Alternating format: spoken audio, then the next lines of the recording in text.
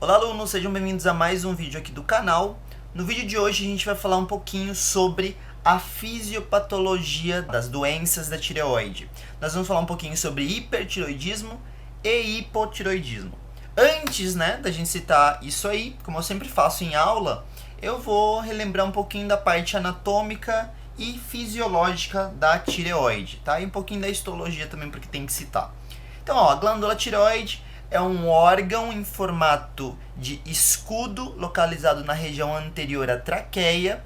Ela fica logo abaixo do cartílago cricoides e essa glândula ela possui 3 lóbulos, O lóbulo direito, o lóbulo esquerdo e um lóbulo que a gente não vê aqui, que é o lóbulo piramidal. É um pequeno lóbulo que sobe aqui para cima, que às vezes ele está presente, às vezes não. Nessa imagem a gente não vê o lóbulo piramidal, tá? Essa região que une os lóbulos é chamada de istmo, certo? A tireoide é uma glândula, lembrem disso, ela é uma glândula. E como nós falamos no capítulo anterior sobre a introdução à endocrinologia, se você não viu, tem um cardzinho aí no vídeo para você clicar e ver. Para ser uma glândula endócrina, o órgão ele tem que ter como função a produção de hormônio. E o hormônio a gente falou que é uma substância liberada na corrente sanguínea. Então a nossa tireoide ela vai produzir hormônios e vai mandar esses hormônios para a corrente sanguínea. Tá? Quais são esses hormônios produzidos pela tireoide? No caso é o T3, o T4, o RT3 e um hormônio que trabalha no cálcio, que é a calcitonina. Então são os hormônios produzidos ali pela nossa tireoide. Então, como eu acabei de falar para vocês, a tireoide tem uma estrutura em forma de escudo, situada logo abaixo ali da região da laringe, na parte anterior do pescoço, na região anterior à traqueia. Os folículos são a unidade funcional da glândula. Todo órgão tem sua unidade funcional. No caso da tireoide, o folículo é a unidade funcional da tireoide, tá? Ele contém em seu interior coloide, que é uma substância rica em tiroglobulina. Quando a gente fala de tireoide, a gente tem que lembrar que histologicamente, nos cortes histológicos da tireoide, a gente encontra vários folículos. A gente encontra um epitélio cúbico fechado, formando um círculo. Não é necessariamente um círculo perfeito, tá? Mas ele forma um círculo, esse epitélio cúbico. E esse círculo é preenchido por um líquido. E esse coloide é um líquido rico em uma proteína chamada tiroglobulina. Essa tiroglobulina é muito importante porque ela contém os hormônios T3, T4, RT3. Ela contém esse hormônio. É nela que os hormônios serão formados, certo? A gente vai mostrar um esqueminha para vocês aqui, aí vocês vão entender do que eu estou falando. Formação do T3 e T4, isso aqui é muito importante. Eu vou mostrar a imagem para vocês, eu vou explicando pela imagem e depois a gente vem para esse slide aqui, tá? Aqui, ó, eu vou vir para essa imagem primeiro. Ela tá em inglês, mas tá fácil de entender, ó. Vamos para esse quadradinho que tá bem aqui no canto. Mostra um corte, um esquema da tireoide, e aí nesse corte histológico a gente vê o folículo. Isso aqui é um folículo da tireoide, tá? Então esse é o nosso folículo. Dentro do folículo, repara que o epitélio é cúbico, ó, um monte de célula cúbica com um núcleo bem centralizado, E aqui dentro do nosso folículo nós temos um líquido chamado coloide, que esse coloide ele é o líquido rico naquela proteína que eu falei, que é a tiroglobulina, certo? Aqui nessa imagem eles pegaram essa célula aqui do folículo e ampliaram para essa imagem grandona que a gente tem projetada aqui na tela. Então, ó, isso aqui, meio azulzinho que vocês estão vendo, ó, esse quadrado grande aqui, azulzinho, é a nossa célula. Então, tudo isso aqui é a nossa célula cúbica do folículo. Então, aqui a gente está representando essa célula e aqui grandão é a mesma célula, só que ampliada, Então, vamos entender um pouquinho, ó. Vocês estão vendo que aqui na pequena imagem nós temos um vaso sanguíneo, ó. Estão vendo aqui, Tem um vaso sanguíneo, ó, cortado como se fosse um corte transversal dele. Essa parte vermelha representa o sangue do vaso sanguíneo, certo? Então aqui a gente tem, ó, sangue, o nosso blood. Então, sangue. No sangue, pessoal, nós temos algumas substâncias muito importantes para a formação de hormônio da tireoide. Uma das substâncias muito importantes é o TSH, que é um hormônio produzido lá na adenohipófise, certo? Então, a adenohipófise produz TSH, que é um hormônio que eu já citei na aula anterior, dá uma revisada, que significa hormônio estimulante da tireoide. Esse hormônio estimulante da tireoide, ele sai da adeno, vai para o sangue, chega até a tireoide e estimula a produção de T3 e T4 na tireoide, tá? Então imagina lá, TSH viajou pela corrente sanguínea, né? Não está desenhado aqui o TSH, mas vamos pensar, né? Tá viajando pela corrente sanguínea, chega na tireoide, sai do capilar sanguíneo, se conecta na membrana plasmática dessa célula aqui, ó. Então ele se conecta na membrana plasmática dessa célula. Quando ele se conecta na membrana plasmática dessa célula, vai ativar um segundo mensageiro na região interna. Imagina que isso aqui é membrana, né? E ele se conectou aqui no receptor que está na parte externa. Se conectou, a membrana plasmática, né, recebe essa mensagem.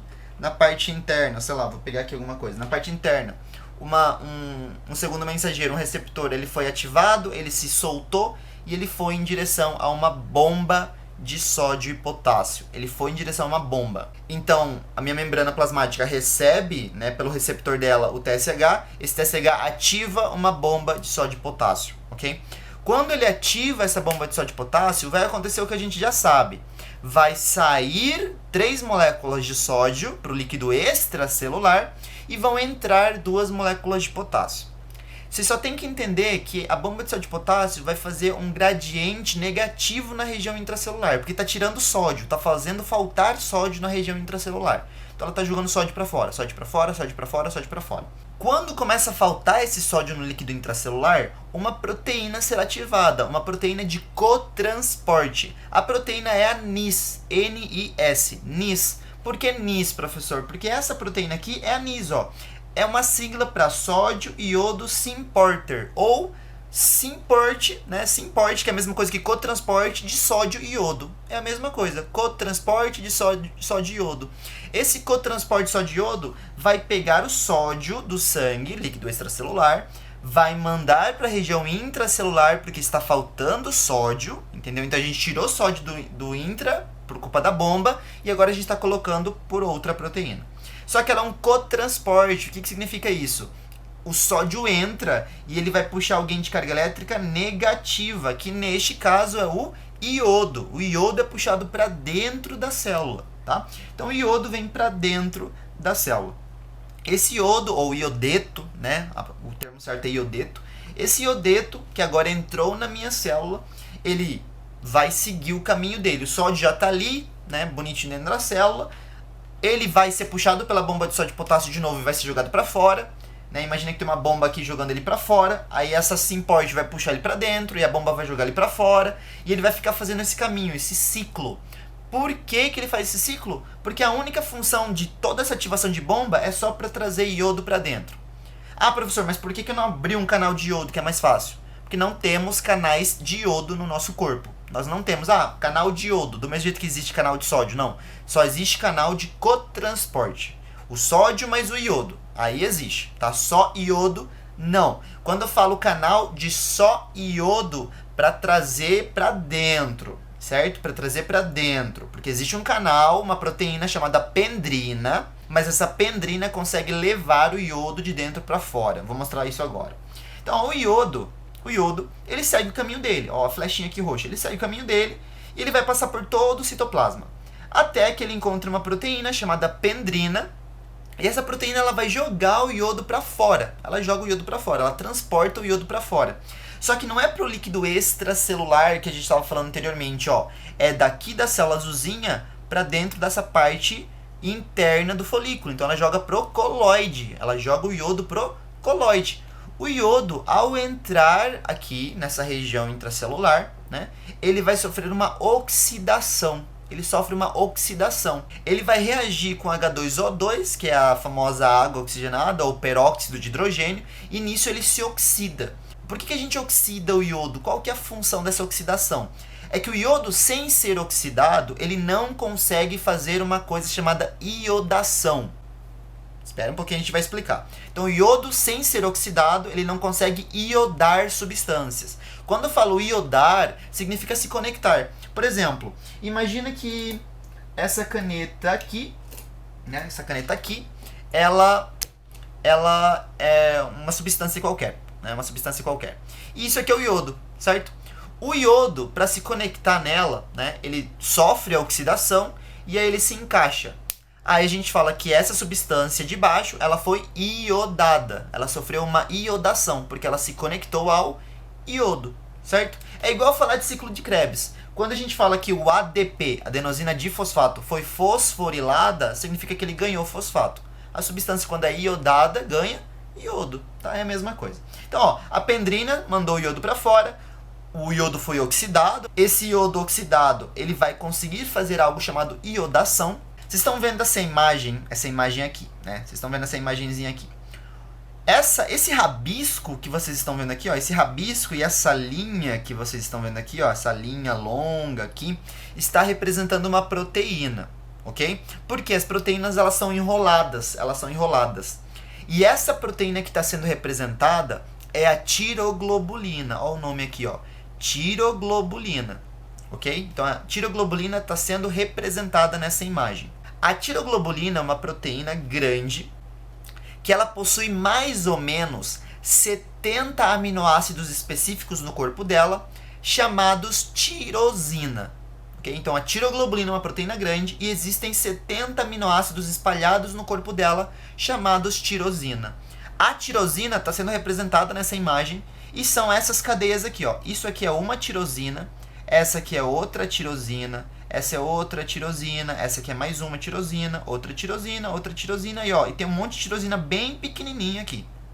Tá? Então essas são as tirosinas, ok? Então minha tiroglobulina tem um monte de tirosina, umas 70 tirosinas aproximadamente, ou um pouquinho mais. O que vai acontecer? O iodo já oxidado, ele vai iodar, fazer a iodação da tirosina. Então, por isso vocês vão encontrar nos livros falando que a tirosina vai ser iodada, ou como fala em espanhol, se ioda la tirosina, né? Porque a gente está iodando, está colocando iodo na tirosina. E aí na imagem de baixo, ó, após a iodação, a gente percebe que as tirosinas estão iodadas. Nós temos algumas tirosinas, por exemplo essa aqui, que possuem 2 iodos, ó, um iodo roxinho aqui, outro iodo roxinho aqui. Nós temos essa imagem que mostra também uma tirosina com 2 iodos, ó, um iodo aqui, outro iodo aqui. E nós temos algumas tirosinas que mostra com um iodo só, ó, tem um iodo aqui. E aqui nós temos mais uma com 2, mais uma com 2, ó, aqui bem pequenininha, mais uma só com um iodo. Quando nós temos uma tirosina mais um iodo, eu falo que nós temos uma monoiodotirosina. Lembra que mono vem de um, né? Então, monoiodo, um iodo e uma tirosina. Tirosina, tá? A palavra já fala monoiodo, tirosina, porque tem um iodo e uma tirosina. Quando nós temos, igual isso aqui, 2 iodos em uma tirosina, nós dizemos que nós temos um diiodotirosina, certo? Diiodotirosina, porque tem 2 iodos e uma tirosina, ok? A gente pode usar a sigla MIT, M-I-T, monoiodotirosina, e DIT, D-I-T, diiodotirosina, certo? São os meus MIT e DIT foram formados. Então, ó, aqui vai acontecer a conjugação agora do MIT, do DIT e por aí vai. Quando nós temos igual nesta imagem, ó, um DIT, ó, diiodotirosina, porque ele tem 2 iodos, mais se unindo a outro DIT, a outro diiodo, né? A outra diiodotirosina, nós dizemos que nós temos um T4. 1, 2, 3, 4 iodos. Então, isso aqui é o hormônio chamado T4. Quando nós temos uma monoiodotirosina junto com uma diiodotirosina, nós dizemos que nós temos uma T3, ok? Então, aqui é uma monoiodo e uma diodo, uma T3, certo? Então, uma triiodotironina. Eu quero mostrar umas coisas para vocês, ó. Prestem bem atenção nisso aqui. Eu vou abrir o Word rapidão. Olha o que eu vou escrever, ó. Quando nós temos um MIT mais um DIT, nós vamos formar um T3, que significa, vou colocar o nome dele já, que significa, ó, triiodo. Eu vou escrever em espanhol, porque a gente escreve em espanhol assim, ó, triiodo, tá? Você pode escrever com I, mas eu vou escrever assim, porque eu tô acostumado a escrever assim. Nós temos uma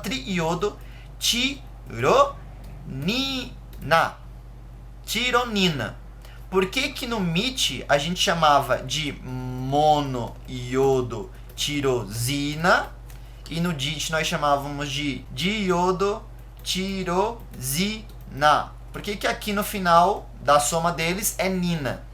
Porque quando uma tirosina se junta com outra tirosina, nós chamamos de tironina, ok? É por isso que o nome mudou, virou tironina. Então, ó, uma MIT, uma monoiodotirosina, mais uma diiodotirosina, formam uma triodotironina, que é o nosso T3, ok? É o nosso T3. Quando uma diodotirosina se soma com outra diodotirosina, né?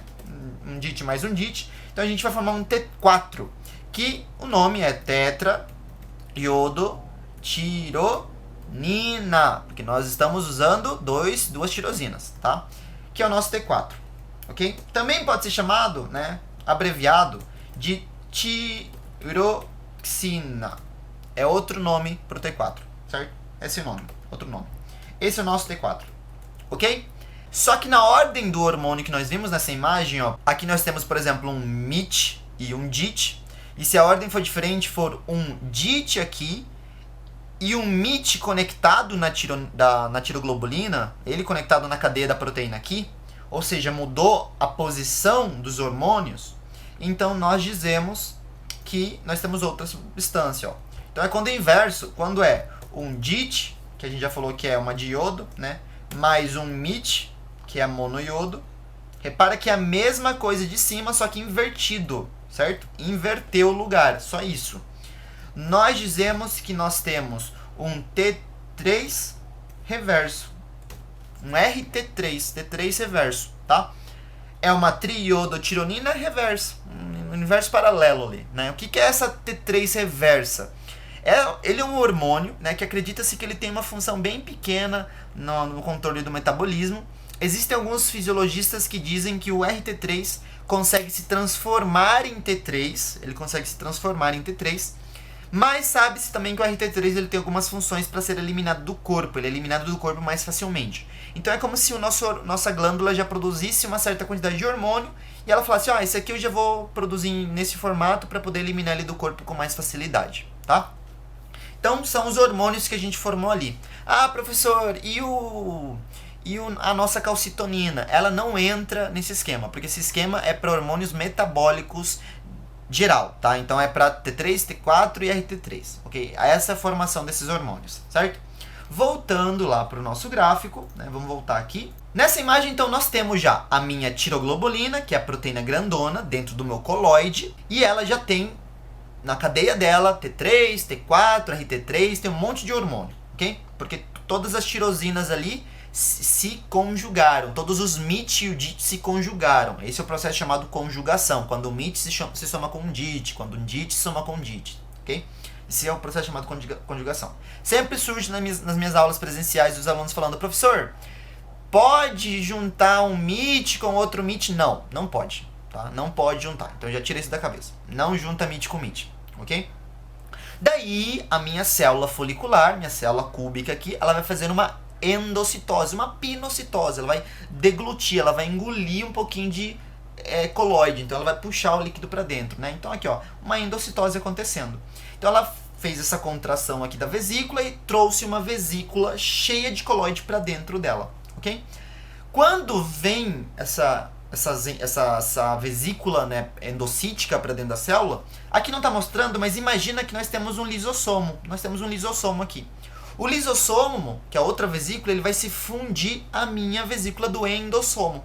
Quando se funde, as enzimas proteolíticas, né, as proteasas do meu lisossomo começam a destruir quem? A proteína que está dentro aqui da minha vesícula do endossomo. Quem é a proteína? A minha tiroglobulina. Então a gente começa a quebrar a tiroglobulina. Só proteína. Para quê? Para soltar os hormônios, deixar os hormônios livres ali dentro.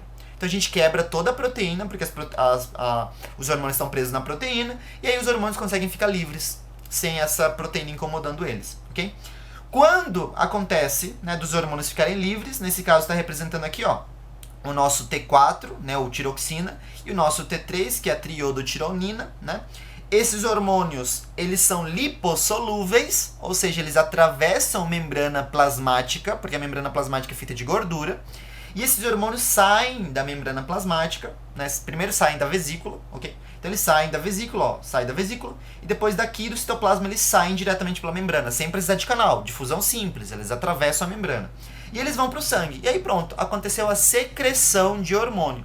Então nós mostramos como aconteceu a produção do hormônio dentro da célula, e aí nós mostramos como aconteceu a secreção desse hormônio, ok? Ele vai para o sangue, ok?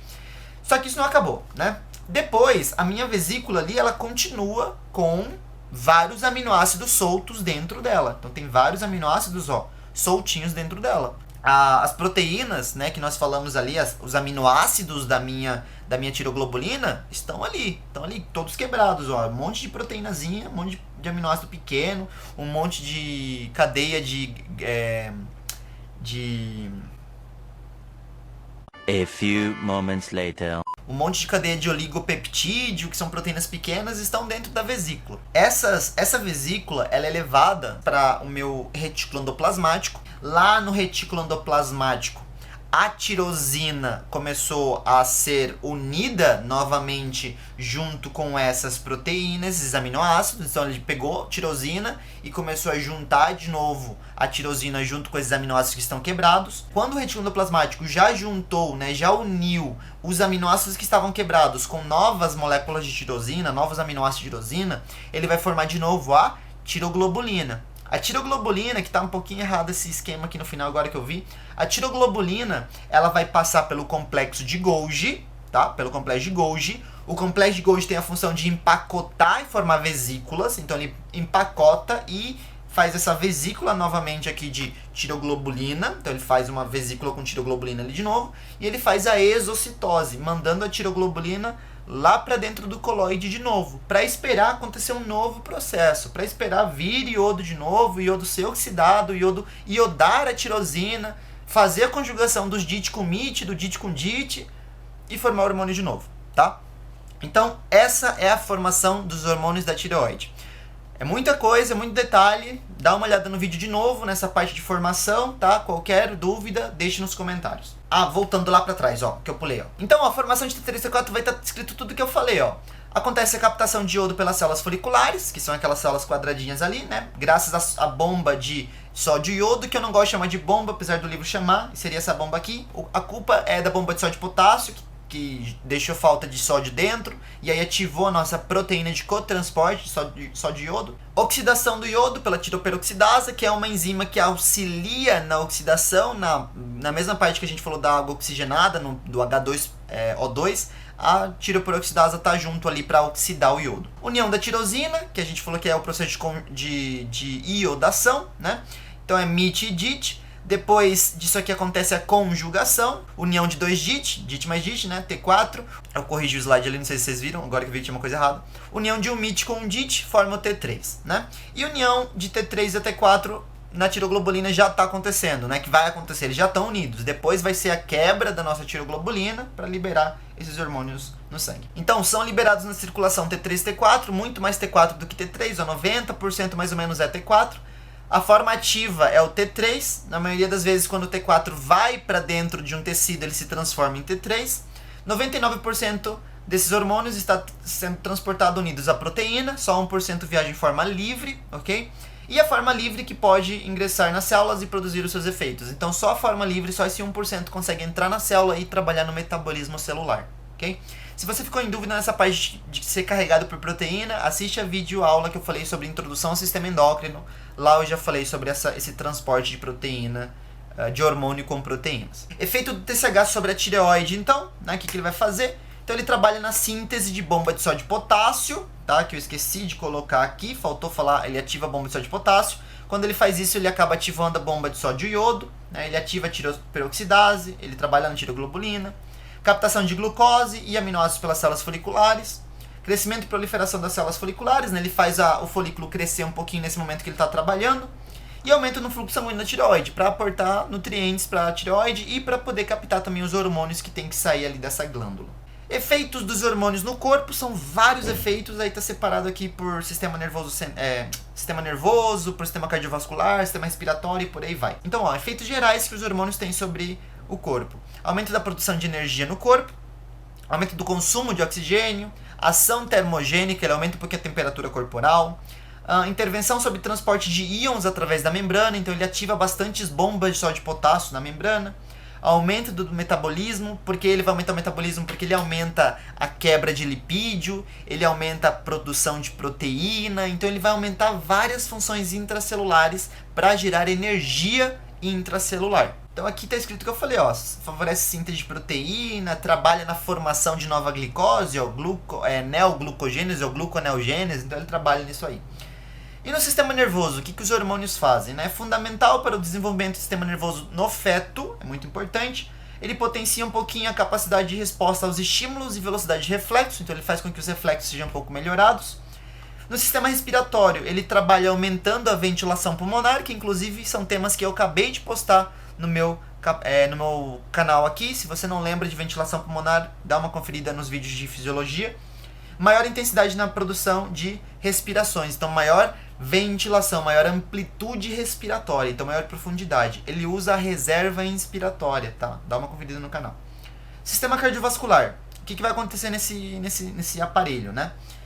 Incremento da capacidade de transporte de oxigênio pelo sangue, então vai transportar mais facilmente, aumento de gasto cardíaco, aumento da frequência cardíaca, aumento da força e velocidade de contração cardíaca para aumentar um pouquinho o bombeamento. E ele faz dilatação de vasos sanguíneos para melhorar um pouquinho o fluxo, né? Se ele faz dilatação de vaso sanguíneo, ele acaba diminuindo um pouquinho a resistência periférica total, certo? Porque uma vasodilatação diminui RPT, resistência periférica total. Ah, professor, então esses hormônios diminuem pressão arterial. Não diminuem pressão arterial. Ué, mas a fórmula da pressão arterial é pressão arterial é igual a gasto cardíaco vezes resistência periférica total. Todas as vezes que baixa a resistência, a PA, pressão arterial, deveria baixar também. Sim, mas já que esse hormônio aumenta gasto e diminui resistência, a PA não se altera. Se a pressão arterial, né, na nossa fórmula é igual gasto vezes resistência, e o gasto aumentou, só que a resistência diminuiu, é um anulando o outro. A pressão arterial se mantém normal, ok? Se mantém normal. Sistema digestivo, estimulação da secreção de sucos e enzimas digestivas, então ele aumenta ali a digestão de alimentos, aumenta também a absorção intestinal, favorece a conversão de colesterol em ácidos biliares para poderem, né, ser liberados pela bile e ajudar na emulsificação de gordura, na quebra de lipídio. E no aparelho reprodutor, intervém no normal desenvolvimento e funcionamento do aparelho reprodutor para ambos os gêneros, tanto masculino quanto feminino. Então, ó, alteração da função da tireoide. Nós vamos ter o hipotireoidismo, o hipertireoidismo, temos a tireotoxicose também, que é um tipo de hipertireoidismo, tá? E, a sua vez, essas doenças, o hipo, o hiper, eles podem ser primários, secundários ou terciários. Vamos lá. Vocês sabem que o comando central do sistema endócrino é o hipotálamo. Imagina o seguinte, o hipotálamo produziu TRH, esse TRH viajou pelo sistema sanguíneo, foi até a adenohipófise. Lá na adenohipófise estimulou a produção de TSH. Esse TSH da adeno viajou até a glândula tireoide e estimulou a produção de T3, T4, RT3. Então a ordem é hipotálamo, adeno, tireoide. Quando o problema é na tireoide, por exemplo, a produção de hormônio aumentou. E não porque o hipotálamo produziu mais TRH, não porque a adeno produziu mais TSH, não. É porque a tireoide começou a falhar e ela está produzindo demais. Então nós dizemos que o hipertireoidismo é primário, porque o problema é na glândula que está falhando. Primário. Quando é na adenohipófise, porque ela começou a produzir mais TSH sozinho, por exemplo, por um adenoma hipofisário, um tumorzinho na hipófise, tá? O que vai acontecer? A nossa hipófise produziu mais TSH, vai mais para a tireoide, produz mais hormônio. Então nós estamos presentes na frente de um hipertireoidismo secundário, porque o problema é na adeno.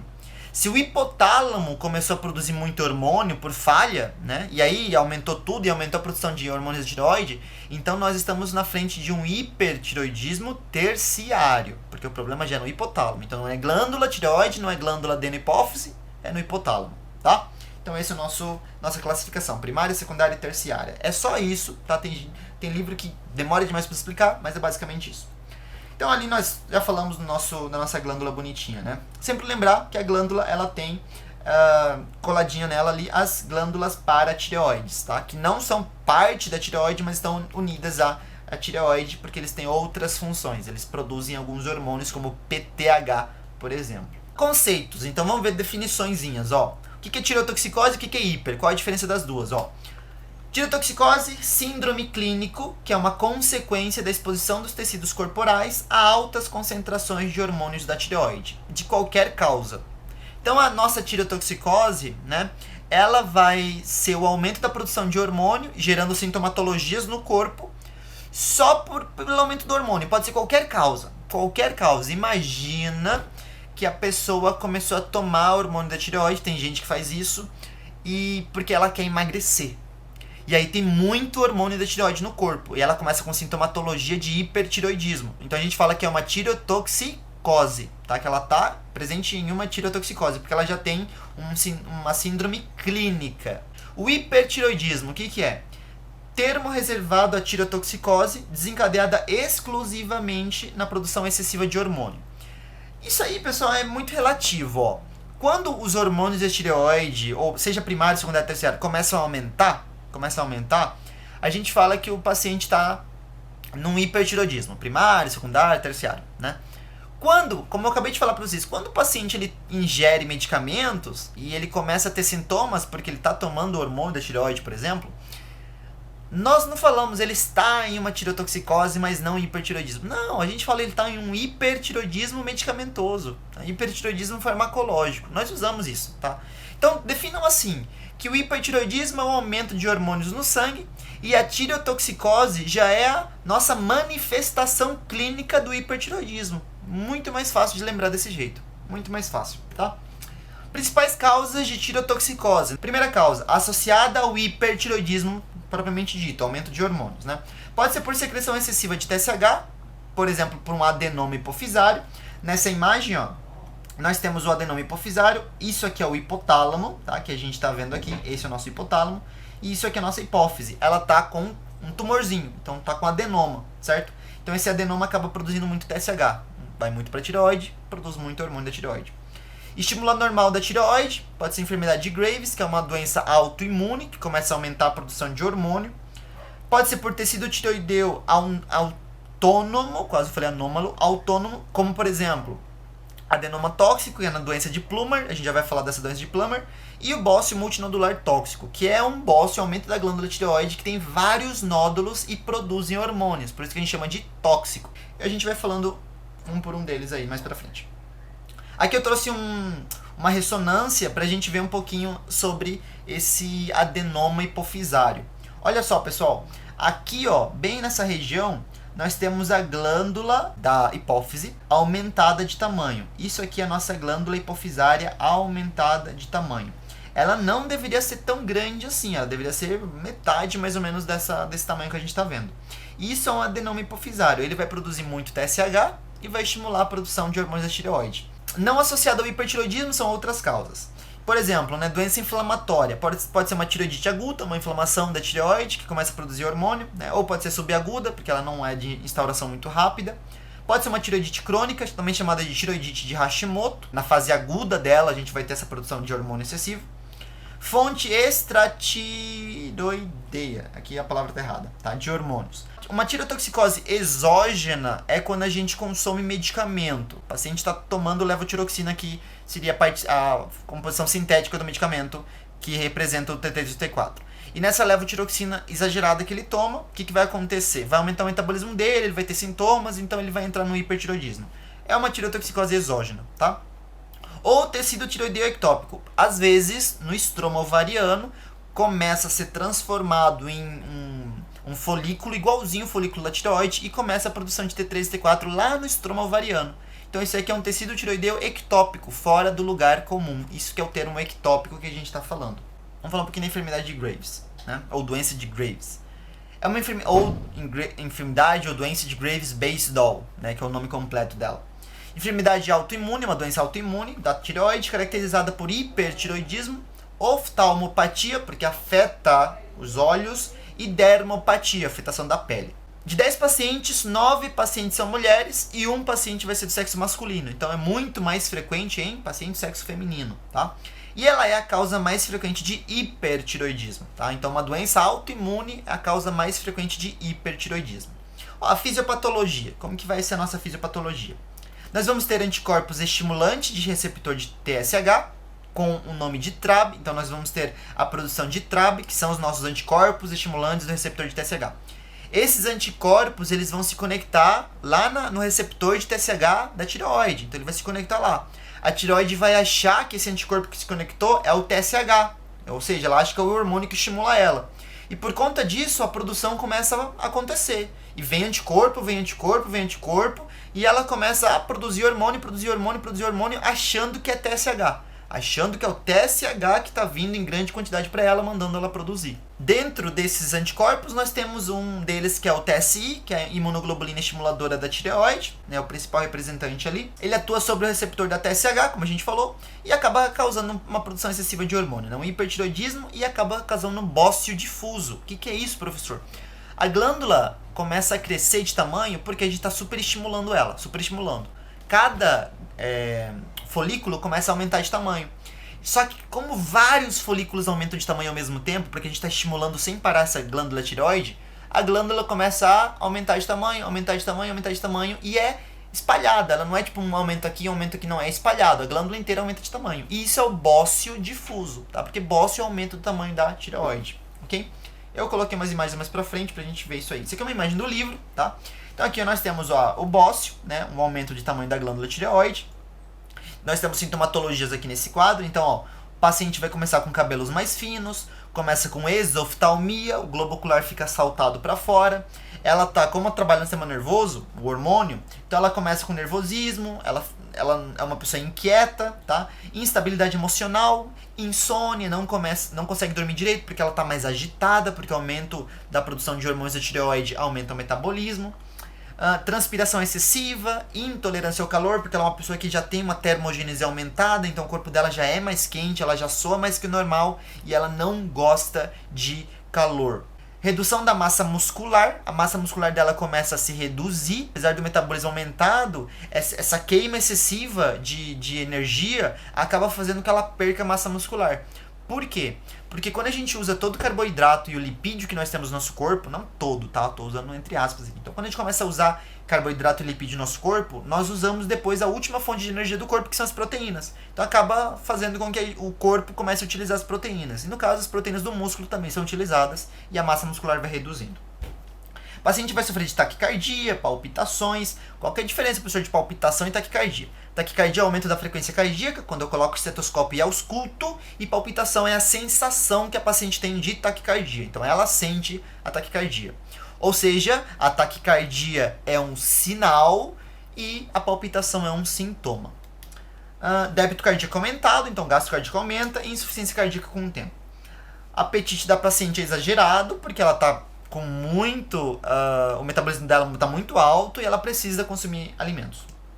Então ela vai ter uns tremores delicados, né, uns tremores finos no corpo dela, oligomenorreia, a menstruação dela diminui bastante, e mixedema pré-tibial. Mixedema pré-tibial, né, é uma afetação que ele vai ter ali na região da tíbia, e afetação da pele. Então vai dar um pequeno edema da região do interstício e vai dar lesões na pele também. Tá? Então nosso mixedema pré-tibial. São sintomatologias da nossa paciente com doença de Graves. Todo hipertiroidismo vai causar esses sintomas. Todo. A diferença de um para outro vai ser a fisiopatologia, vai ser como que a doença se originou. Se a paciente estava com hipertiroidismo por excesso de levotiroxina, ela estava com levo demais, estava tomando levo numa dose muito alta. Ela vai ter esses sinais e sintomas com o tempo. Tá? Então ela vai ter os mesmos sinais e sintomas. Aqui é a mesma coisa, né? Mesma coisa que eu já mostrei para vocês. Então as lesões na pele que eu mostrei para vocês, ó. Então, mixedema pré-tibial, né? Então, ela tem essas lesões na pele, uma região um pouquinho demasiada, perda de peso, tá? Então, ó, nervosismo, perda de peso, aumento do apetite, pele quente, úmida, congestionada. Temblor é quando ela tem esses tremores. Aumento variável do tamanho da tireoide, nós já falamos. Olha só a nossa tireoide aqui, olha como tá grande esse folículo. Olha esse folículo histológico aqui, pessoal, com um monte de célula cúbica grande, enorme, inchada as células cúbicas, tá? Isso aqui não é normal, ok? Repare que nessa região aqui nós temos um monte de células inflamatórias. Tem um monte de célula inflamatória. Não é normal ter célula inflamatória. Por que tem célula inflamatória ali? Porque é uma doença autoimune. Acaba precisando de células inflamatórias nessa doença. Alteração ocular, ó, como o olho dela é saltado para fora, tá?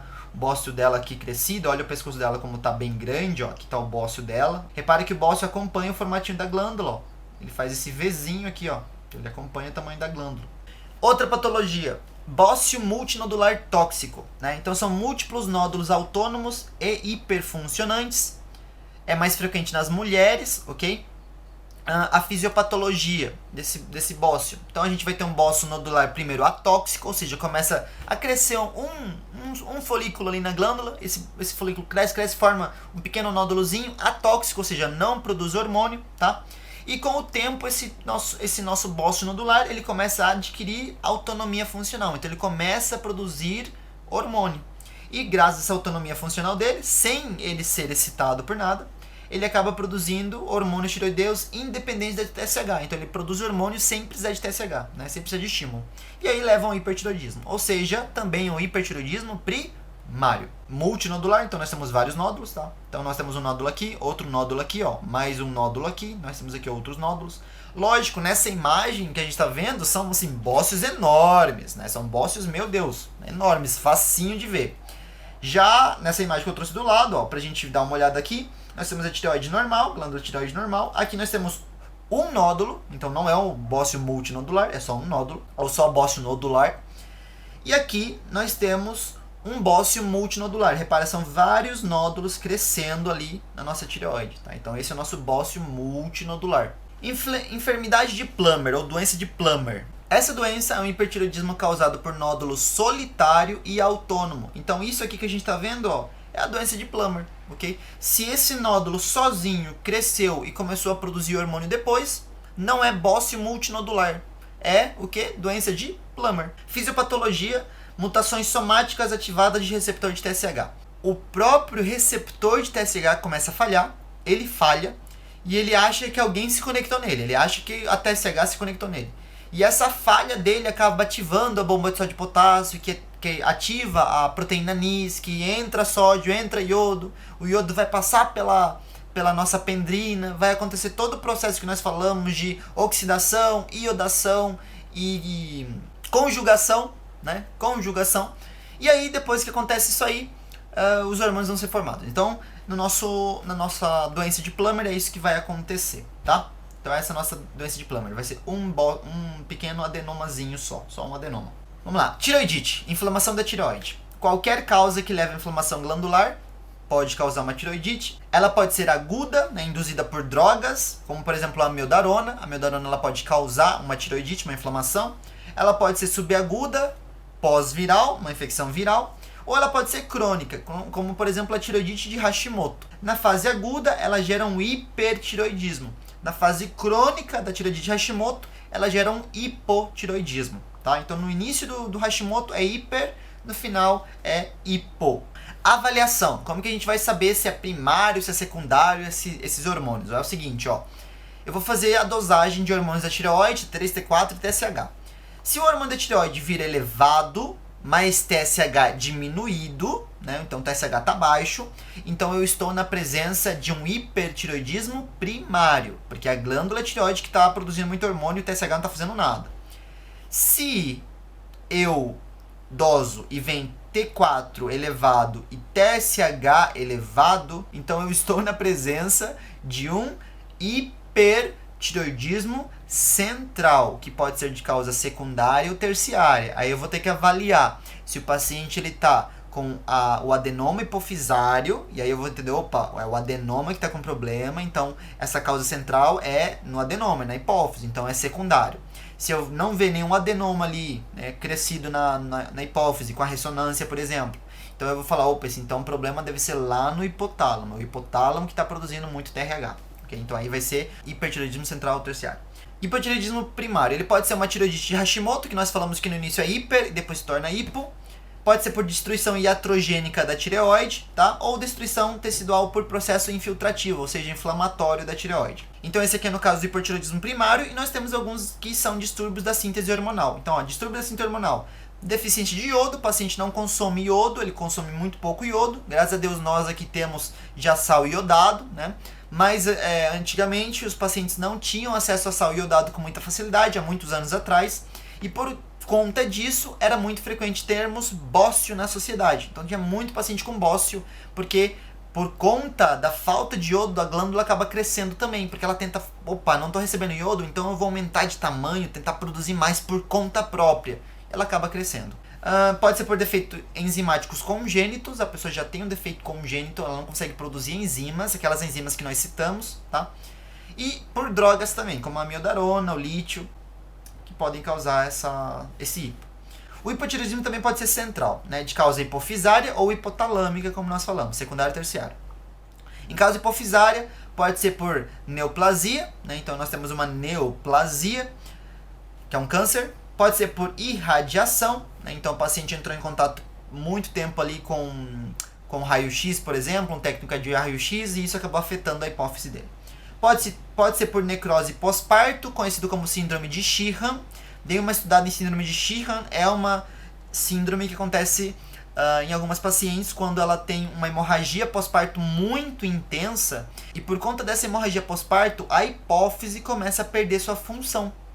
Ela começa a perder sua função por conta da diminuição de fluxo sanguíneo que passa ali por ela, tá? Então ela perde sua função e acaba necrosando a glândula hipofisária, certo? Isso é a nossa síndrome de Sheehan. E o hipotálamo, ele pode produzir mais por tumores, então você viu ali na ressonância um hipotálamo com tumor. Pode ser também por irradiação, né? Então o paciente ficou em contato com radiação, e por inflamação no hipotálamo também. Tireoidite de Hashimoto. Então essa tireoidite aqui, ó, destruição autoimune da glândula tireoide, mediada por linfócitos T e autoanticorpos. Então essa é a nossa tireoidite. Então tem que entender que é uma destruição autoimune, nós vamos produzir autoanticorpos. Esses autoanticorpos são mediados por linfocito T, né? E esse linfocito T, ele vai ser atraído pelo anticorpo, ele vai chegar até a tireoide e vai começar a destruir a tireoide. Então o anticorpo foi lá na tireoide, atraiu o linfocito T começa a atacar a tireoide. É a causa mais comum de hipotireoidismo. Em mulheres é mais frequente, né, do que em homens. Patologias endócrinas normalmente mais frequentes nas mulheres. Fisiopatologia a gente pode tentar explicar, ó. Então a gente vai ter fator genético, é afetação nos genes HLA, DR3, DR4, DR5, são genes, tá? Então esses genes começam a ter falha em sua função. Mais fatores adquiridos, como por exemplo ingesta de altas doses de iodo. O paciente consome muito iodo, exagero de iodo. Por exemplo, né, o consumo excessivo de shoyu, é uma coisa que eu gosto bastante e é perigoso. Isso acaba gerando autoanticorpos, então começa a produzir autoanticorpos no sangue. Já tem falha nesses genes, o paciente começa a consumir muito iodo, isso acaba estimulando as células inflamatórias a produzirem imunoglobulinas, que são os autoanticorpos. Essas imunoglobulinas, elas vão em direção à tireoide, atraem linfocitos, começa uma inflamação na tireoide, tá? Resultado final, é o que eu acabei de falar, reação imunológica contra antígenos tireoidianos. Então, o antígeno tireoidiano seria a célula da tireoide, tá?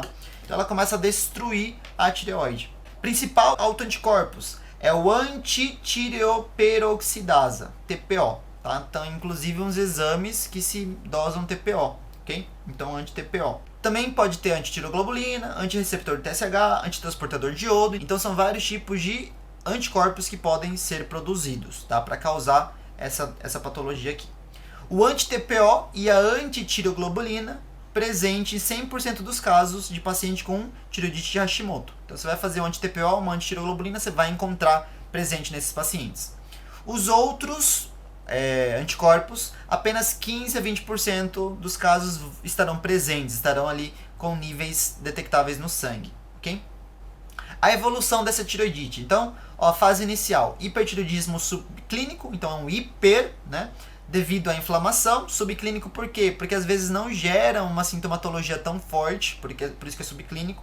A segunda fase já começa com hipotireoidismo subclínico, não gera muitos sinais e sintomas, tá? E a terceira fase já é um hipotireoidismo clínico, já tem aqueles sinais e sintomas no talo ali, o paciente não consegue perder peso, ela não suporta o frio, porque o hipotireoidismo é o contrário do hiper, ela não suporta o frio, a pele dela tá seca, então a paciente começa com umas alterações totalmente diferentes do hiper. Aqui também aparece bócio. Excesso de TSH estimula o crescimento folicular. Olha só, já que a tireoide não produz hormônio, o que a adenohipófise faz? Aumenta a produção de TSH. Muito TSH, muito TSH, muito TSH. Com o tempo, esse TSH acaba aumentando o tamanho da tireoide. Então o folículo cresce, a tireoide cresce. Então aparece um bócio no paciente. Ok? Como que eu vou avaliar isso? Do mesmo jeito que nós falamos lá atrás. Então, ó, hipotireoidismo primário, eu vou encontrar T4 diminuído, porque o problema é na glândula, e TSH vai estar aumentado. É assim que a gente vai encontrar no caso da tireoidite de Hashimoto. Se for causa central, por exemplo, problema hipofisário ou problema hipotalâmico, T4 diminuído e TSH diminuído, né? Aí eu vou ver, agora será que é hipotálamo ou será que é hipófise? Eu vou fazer uma ressonância e vou dar uma olhada. Se eu tiver um tumorzinho na hipófise, então o problema é na minha hipófise que está produzindo pouco TSH e é funcional. Se eu tiver algum tipo de tumor, afetação, inflamação no hipotálamo, então o problema é terciário, porque o problema é no hipotálamo. E para finalizar, aqui nós temos uma imagem mostrando os sinais e sintomas da paciente com hipotireoidismo, por exemplo, Hashimoto, né, quando ela está na fase clínica do Hashimoto. Então, cabelos ásperos, secos, quebradiços, letargia, ela está com pensamento mais lento, tá? Ela começa com problema de memória, perda dos supercílios, certo? Laterais, então essa parte aqui, ó, começa a cair, essa região aqui de cílios, nessa região começa a cair, o nome disso é alopécia, tá? Então ela começa com alopécia, ela perde os pelinhos daqui. Palidez, cutânea mucosa, língua volumosa, dá um crescimento na língua da paciente, edema periorbital e face congestionada, então começa a ter uns edeminhas ali na face. Voz rouca e grossa, a paciente ó, é mais gordinha, então ela começa a aumentar de peso.